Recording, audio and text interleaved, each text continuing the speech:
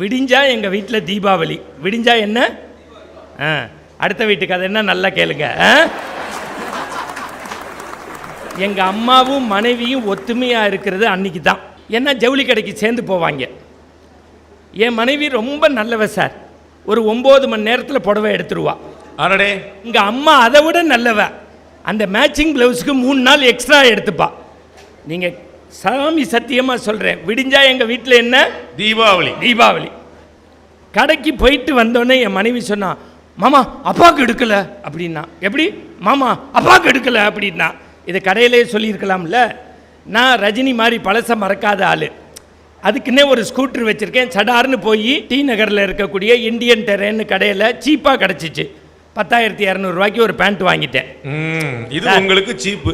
எங்கள் அப்பா தான் என்னை படிக்க வச்சாரு, உயர்த்தினார், வேர்வை சிந்தினார். நல்லா பார்த்துக்கங்க. ஒரு பேண்ட்டை வாங்கி கொண்டு வந்து கொடுத்துட்டேன். இந்த பெண்ணுக்கும் ஆணுக்கும் ஒரே ஒரு வித்தியாசம் இருக்குது. எந்த புடவை கட்டினாலும், எந்த சுடிதார் போட்டாலும், எந்த மிடி போட்டாலும், நைட்டியே போட்டாலும் எய்த்த வீட்டு அக்காட்ட போய் நல்லா இருக்கான்னு காட்டுவாள்க. அவங்க நல்லா இருக்குன்னா தான் சாப்பாடு, இல்லை வறுத்து குத்திடுவாள்க.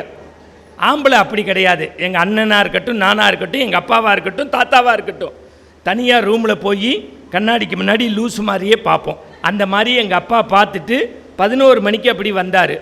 இந்த பாதத்துலேருந்து பேண்ட்டு 1 இன்ச்சு கூட இருந்துச்சு. பிரச்சனைக்கு உடனே சொல்யூஷன் சொல்லணும்.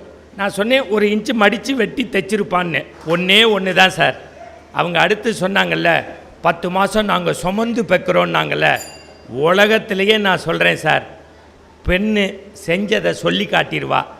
10 மாதம் சுமந்த உங்களையும் சேர்த்து சுமக்கிறவன் ஆம்பளை.